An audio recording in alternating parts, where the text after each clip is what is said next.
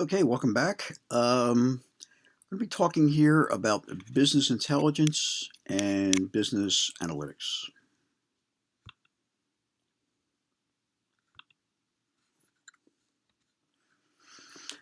Okay, so we're looking at this from a definition perspective. When we talk about business intelligence, um, and really what it's focused on, what it has been focused on, has been on figuring out what happened in the past, and then also how it happened, or the why it happened, leading up to the present moment. All right, so we'll look for big trends and patterns, and it's not focused on the future. All right, not so much into the whys, not so much into the predicting the future, more of a how it happened and what happened. All right, and this is the whole business intelligence domain started about 25 years ago. All right, so it was a from a technology perspective, it was a kind of a follow-on to the ERP systems. What happened was ERP systems were designed as transaction processing systems and really did not have the built-in capability. They were not designed to be business intelligence platforms. All right, so what ended up happening was the solution that was really kind of brought forward was to, instead of trying to adapt the ERP systems, is to create a whole new classification of platform, which they call a business intelligence or data warehouse. And then take the data from the transaction processing systems, pump it over into the data warehouse, and then work on it from there. Right. So business intelligence is implemented on historical data that's stored in a data mart or data warehouse. So a data warehouse, and we'll talk about what a data mart versus a data warehouse is. The infrastructure is what we use for this, or what we use for this, the business intelligence infrastructure. We describe it, it's an array of tools that is you know really targeted at it. It's specifically designed to take information or data from other systems, a disparate number of systems, and combine them together into a single system. All right. The data warehouse will store current historical information from any number of core transactional systems.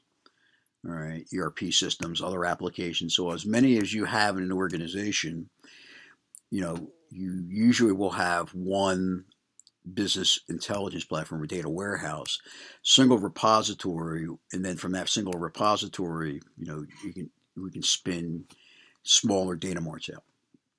But the purpose of it is we consolidate and standardize information, across the enterprise. So the idea is this is not a system we update. It's a read-only environment for the most part. We'll update it from the source systems, but once the numbers are there, we don't go back and change those numbers. There's no transactions to adjust those numbers. Right? Data cannot be altered is the rule. Right? Data marts, as we had talked about, is a subset of a data warehouse. All right, so it's a so if a data warehouse represents an entire organization, organizations can create a data mart representing a particular division, or a particular plant, or a particular operation or line of business. All right, so it's and not every organization creates data marts, so it's not a one-to-one correspondence. A lot of organizations simply have the data warehouse and they work off of the data warehouse. All right, but that is an alternative that some organizations decide to take. Is we'll create a data mart, and there's a number of reasons for it. Performance is one. Sometimes it's political in nature because obviously, some sections of the organization want to have maintained control over their data. So that's kind of where that may come from. Hadoop is a big data system. All right.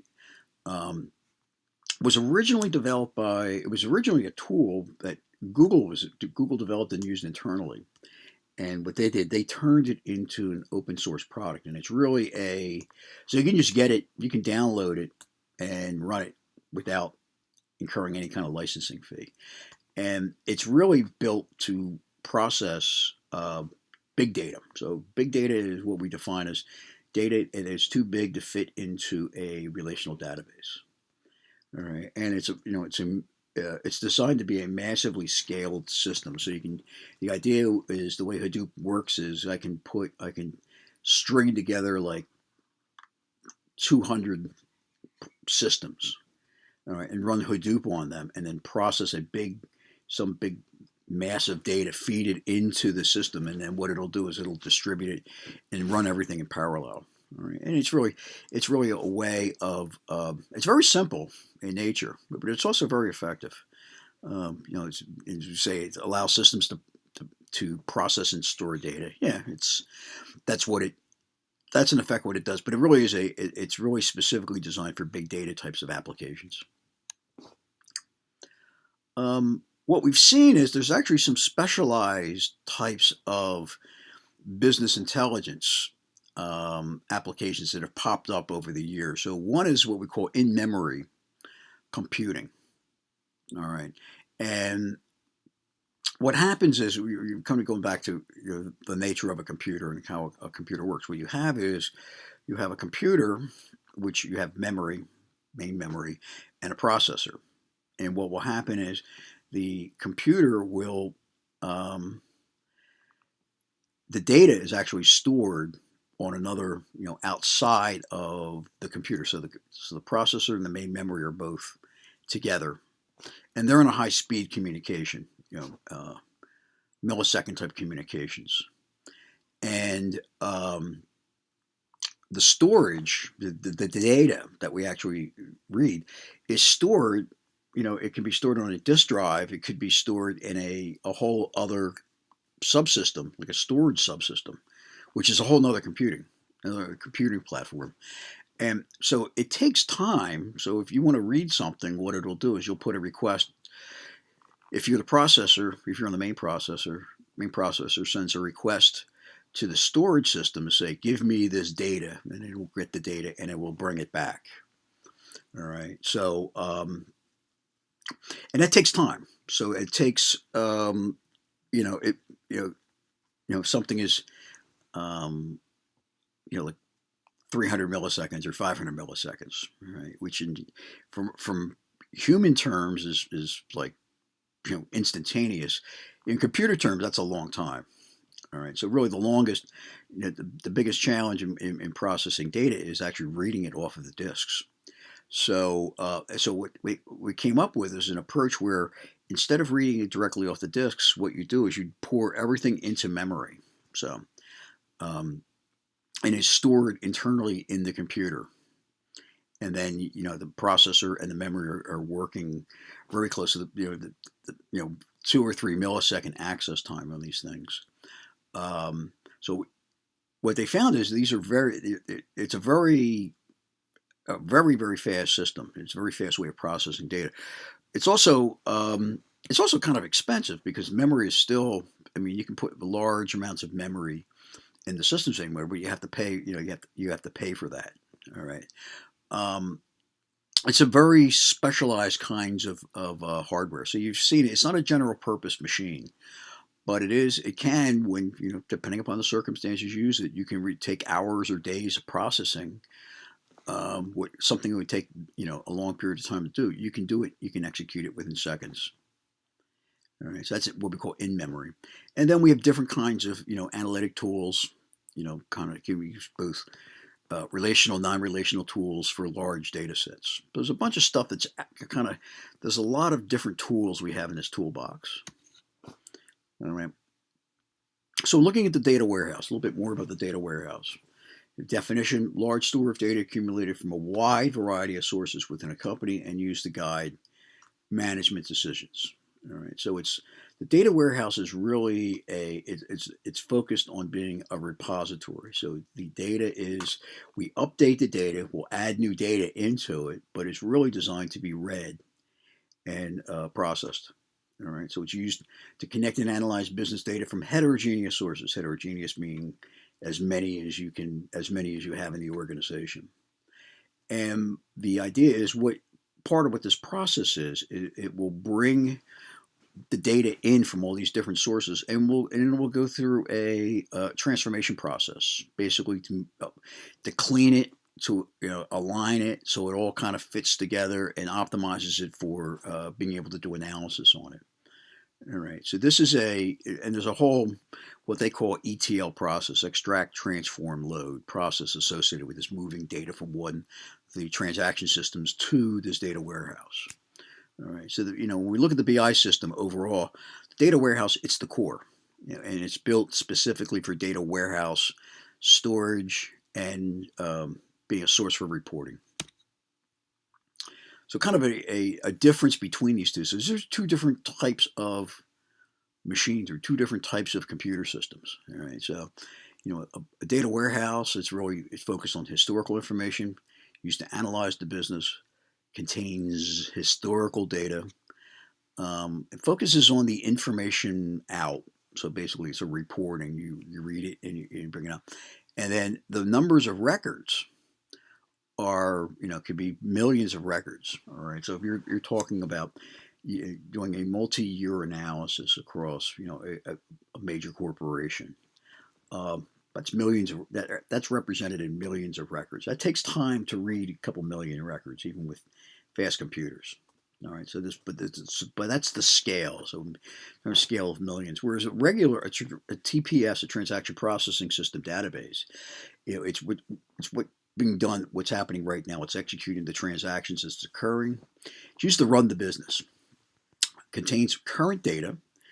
Focuses on the data in, bringing data in, and then the numbers of records accessed in the execution is per transaction is relatively small. So we measure that in like tens. Now what happens is say for example there's 10 file accesses or 10 record accesses per transaction, and then we do a million transactions. So that's it scales up the other way.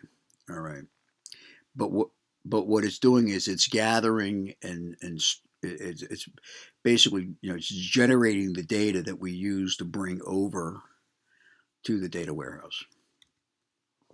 And this is kind of a demonstration, just kind of a pictorial representation of this.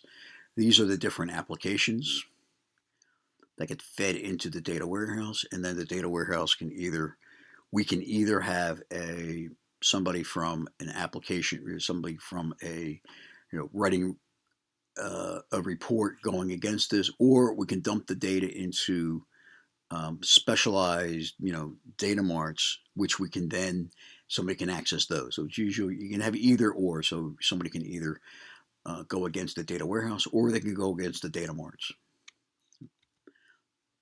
So data mart, just a little more detail around that. It's specific to data warehouse environments that are used to retrieve client-facing data.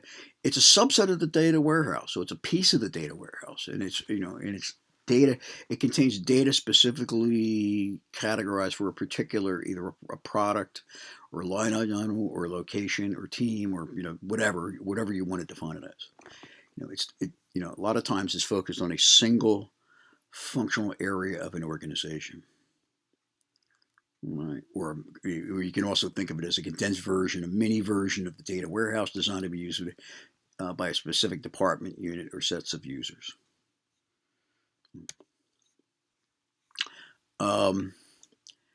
There's different types we can have. So you have a dependent, which is a dependent can be created by drawing data from an operational, external, or both sources. Independent is created without the use of a central data warehouse. Right? So you don't have to have a data warehouse to create a data mart. Or a hybrid is combinations of these things, and you see all different types of these things out in the industry. So dependent, sourcing from a single data warehouse. So the idea is what you do is kind of as we go back to our diagram here. This becomes this data warehouse becomes the centralized source of truth that we use either for reporting or to build data marts. All right, it is it draws from a centralized system. And then if you want to create, if you need to create more than one, then you configure them as dependent. That's kind of the rule of thumb. Independent. You can create a data mart without necessarily having a central data warehouse. All right. Um, now part of the challenge is you've got, if you have data flying all over the place in an organization, um, it's not difficult to have it go out of control. Like, where are things coming out? We're combining. People are maybe combining data from two separate, disparate sources, and you kind of have lost control. So independent data marts have a purpose, but you have a function, but also there's a proviso of um, the risk of compromising where's your single source of truth. All right, and then so you've seen it's possible to set up independent data marts with pulling data from a whole bunch of different sources, and then the hybrid, it's a combination of kind of all things. All right, you can take data from apart from a data warehouse, from the data warehouse. Um, it is the fact that we're pulling from the data warehouse. So the data going into the data warehouse is cleaned or processed as it goes in. So getting the data out actually becomes we can forego that um, processing step. Right? So we don't have to anything we pull from the data warehouse to create a data mart. We don't have to go back and reprocess it. Unless of course you're mixing other things in with it, then obviously that becomes a case. But okay, so business analytics. So a lot of these terms, a lot of business intelligence, business analytics. We hear these terms. Sometimes they are used interchangeably. Business warehouse, data warehouse. But there are some differences. There are some distinctions. All right. So business analytics focuses on the whys of what happened in the past. All right, and try to figure out why something happened. It also uses those whys to make predictions about what's happening in the future. So business intelligence is kind of a straight reporting of what was out there. Business analytics tries to figure out why it happened. All right, so we'll dive into it. Okay, this happened. So these are the results, and let's trace it back and see. Okay, what were the things that potentially impacted it as it was processing. Um, we as we say here, you can transform raw or unstructured data into meaningful format. Um, the issue, the process, kind of an end-to-end. There's a process associated with this. We cleanse it. We clean data. So we take out duplicates. We take out. We fill in records that we know have invalid data. We try to fill in fields that are missing where we can. Then we model the data. We create a model. We cleanse the data, model it, and then in the model we transform it. So we actually by loading it, by creating the data model and loading it in, we're transforming the data into a new form, specifically aimed at reporting. And then we can go ahead and try to get it. We can use this to get a sense of the future trends of the data, which is not the same thing as predicting the future. All right, you cannot. I mean, you can make informed decisions about the future predicated on past events. All right, so you can look at this stuff in business analytics. We can look at the historical data, the current data, and we can look at what trends are in the future to be able to make an informed decision about the future. All right. Once again, there's a proviso that as they say, past performance is not indicative of future results. So it's not an absolute guarantee, but those can be part of what you can be done as part of the analysis is put degrees of probability of likelihood as something might occur, and then and make your decision predicated on that. So the term big data. So big data is relatively new. I mean, it's basically it's a representation of all of the data that has really popped up over the past couple of years. from all these different sources, from being generated from ERP systems, from generated from social networks, generated from people with, mobile phones, all this stuff. So what happens is the term that you use, big data, specifically means it's the data is either coming at us too large, it's so big we have difficulties with it, or it's coming in so fast. All right, the old expression of trying to drink from a fire hose, right? Or it's complex. So all these things, make it difficult to work with, because the relational data models work great so long as the data isn't too large, or it doesn't come in too fast, or it's not too complicated. All right. So we get to that, when we get to that set of circumstances, then we use the term big data comes into play. And the three things we worry about in looking at data, that we call the three V's. All right. So it's volume, which is how many data sources we're coming in, how much data are we bringing in. The velocity, which is how quickly data is coming in and how quickly can we process it. And then variety, which is the number of different sources that are out there. If I have, I have internal applications, I have internal devices, I can have external data sources, things all coming in from a whole variety of sources. And we talked about this whole growth of unstructured data, for text documents, emails, videos, audios, financial transactions, stock pricing. All this stuff is can be processed in or can be seen as unstructured data, which really drives the variety of the data up as well. So cleansing, as we've talked about it, it's really, as a definition, process of detecting, correcting, inaccurate, incorrect information from a record. All right, because really what happens is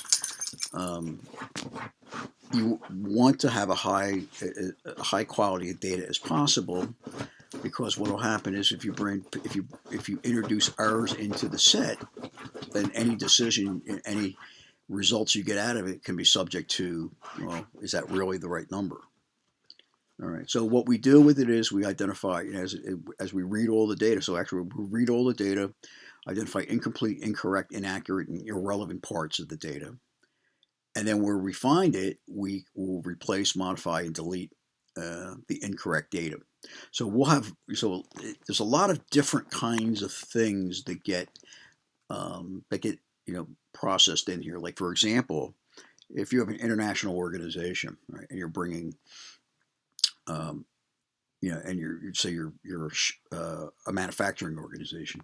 What will happen is in some operations, the data you have will be in metric, and others will be in English, or I guess or pounds and ounces and whatnot. And if you look at things on a whole, trying to compare pounds to kilograms. So basically having to have some sort of translation of from one type to another. So there's a number of different things that come into this data cleansing, and then we have the situations where one set of information comes in on a weekly basis and the other one comes in on an hourly basis. Well, we have to we have to adjust the time frames. All right, because it's not the same. Then it's not the same. So. As you said, the challenges of big data, it's big. All right. The internet, what we've done with the internet, the growth of the internet, this massive sets of unstructured, semi-structured data, social media, sensors, mobile phones, all that stuff has contributed to this. I don't think there's a whole, you can look at it, it's not so much any one thing, but it's the combination of all things. Volumes are too great for a regular database, so as we talked about petabytes and exabytes, this stuff is measured in this fashion.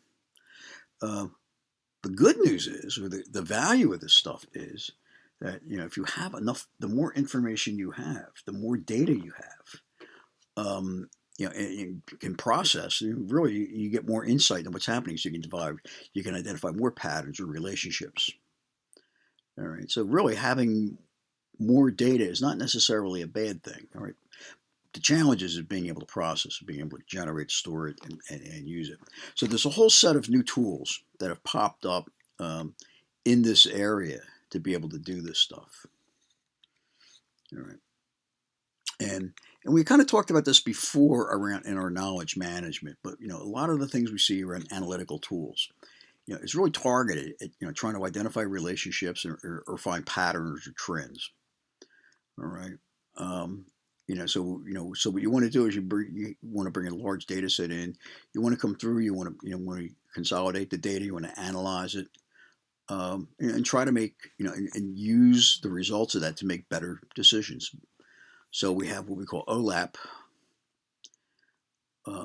Is that online analytical processing, multidimensional data analysis, data mining, text mining, and web mining. So OLAP. So what OLAP is, you take your data, like in a relational database, data is stored in the form of a table, or a two-dimensional table.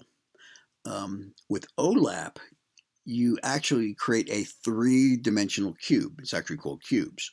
All right, so you can actually look at, you create this cube and you have multiple dimensions to it, 3 dimensions to it. And you can do all sorts of analysis. You can do analysis across multiple dimensions. So products, pricing, cost, region, time period, different, depending upon what you're trying to do. So the idea is it's how many washers sold in the East in June compared with other regions. All right, depending upon what you've got how you've got that and the cube structure is designed in such a way so we can do this stuff very quickly. All right, so part of it is the power of the cube is the ability to be able to go across and process different the different dimensions very rapidly because the data is actually close. Things are actually close to each other physically in the storage. So a couple of things we see around this stuff. So we do, we'll see like Excel. So within Excel, we have something called what if analysis, which is a modeling tool and technique, and then pivot tables, which actually gives us the ability to create a multi-dimensional environment that we can, look at data in different forms, in different formats. So data mining is really focused on patterns. What are the hidden patterns in a set of data? If we get a big chunk of data, 4 months worth of data, going through it, and what are the buying, what within that, what are the buying patterns? And the idea is if we understand these patterns more, we have some basis to evaluate, to create a model for, what would help us determine what the future behavior might be. All right, so the things we look at, the types of things we do with data mining, the types of information we're trying to generate or synthesize, associations, what's the probability of a co-occurrence of something versus a sequence, which is of a pattern of, X number of things occurring in a particular pattern versus classification. So assign those items to a collection to target categories or classes.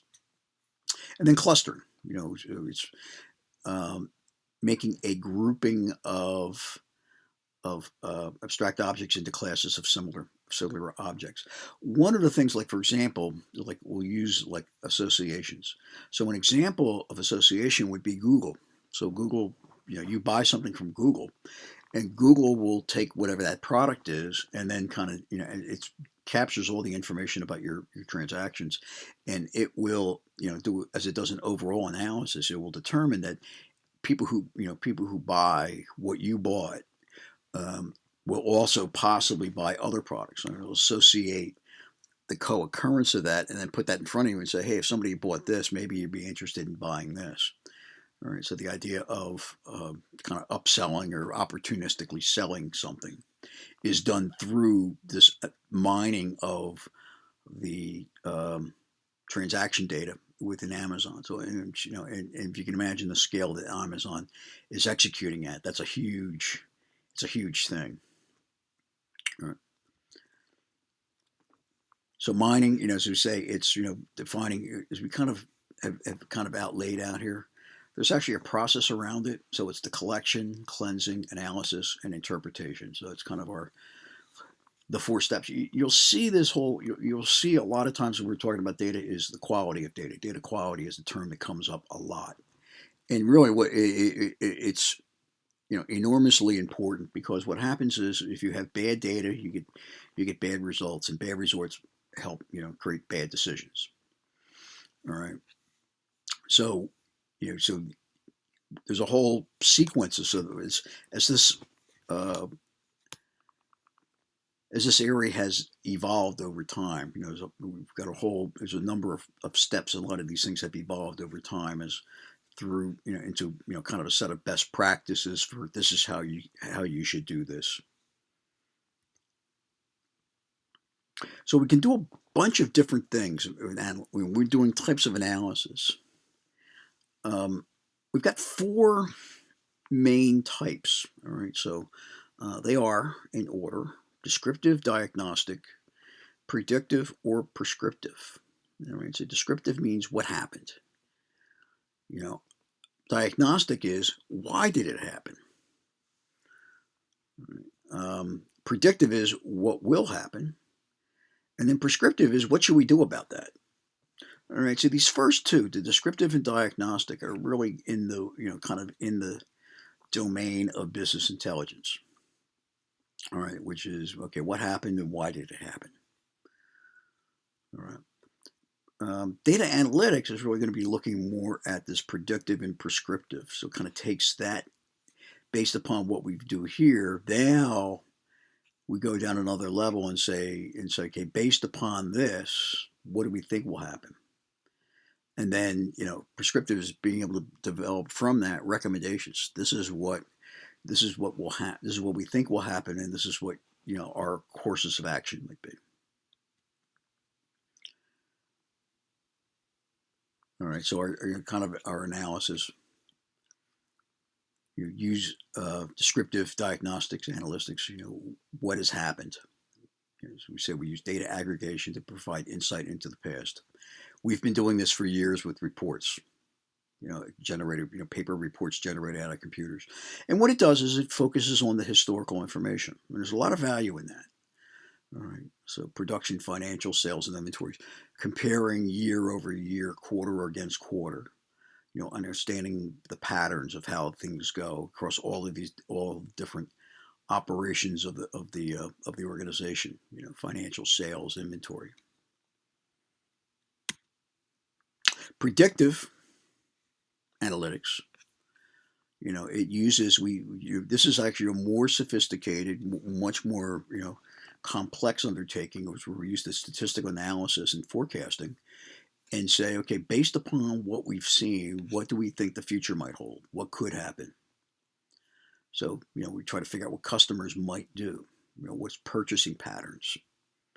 So I know when I worked at one of the things when I was working at FMC, we had in the Carrageenan business, they were a big supplier to the poultry industry, the turkey industry, and the big thing was they would always see a surge of orders in the August timeframe in anticipation of it was the big ramp up ahead of window, and actually they got to the point where they had a pretty good sense of what the what the window was going to look like and when it would start and kind of what it would peak out to be, because basically companies were basically ordering product for processing of turkeys for Thanksgiving and Christmas. All right, so you can develop that. You have this information, you can process it and kind of get a better sense over especially as you see more data over more cycles, gives you more potential for insight, and then you can project your potential inventory and sales. The prescriptive is really the higher end of this. This is our the highest level of sophistication, where we're using optimization simulation to say, what should we do? Let's do a what if. What if we did this? What if we did that? What if we increased this? What if we shut down what if we lost this production facility? All right. So the idea is we can model based upon real data and the probabilities associated with that things occurring. We can go back and build a model and say what do we want to do? All right. Once again, it doesn't guarantee it, but it gives us the ability to make an informed decision. So here's kind of our summary, the difference between business intelligence, which is the rear view, and advanced analytics, which is the future view. So this is actually where we started off at. So business intelligence was kind of the foundation of this. And then, as we've gotten more sophisticated, we've developed more capabilities for processing data and better algorithms and whatnot. We're now kind of into this space right here, the advanced analytics page. So we'll just use an example here. So you have a soccer team. You want to see what happened. You want to, you whether you won or lost, or you go back, you get the tape, you look at, you play the film, and you see what you did. So BI would be the process of looking at all the stats and the plays that let your team win. All right. So if you figured out you held on to the ball longer, or would it be that all your goals were scored from the right hand side of the field? Okay, so that's so those are kind of what you could derive that from the BI side of things. Now the question is, one of the things is were there other factors involved? Were there other, was it a factor of the other team players on that side were not the best players? Or is the stuff on the one side, basically practicing more than the others? Or is this a sustainable? Was this a one-time fluke, or was this a pattern you can see, recognize, game over game over game over game? All right, so this is kind of a pictorial representation, of kind of our the past. Like I said, this was a big this has historically been a big focus area. But our, kind of analytics, this becomes this is the sweet spot now. The idea of being able to move to a predictive analytics, because I think this is going to be the more we can make accurate decisions about the future. The better an organization can prepare in terms of its decision making. All right. So but once again, this is also a lot more complicated, a lot more effort to be able to set up. All right, so it's a lot more work. And that is it regarding business intelligence.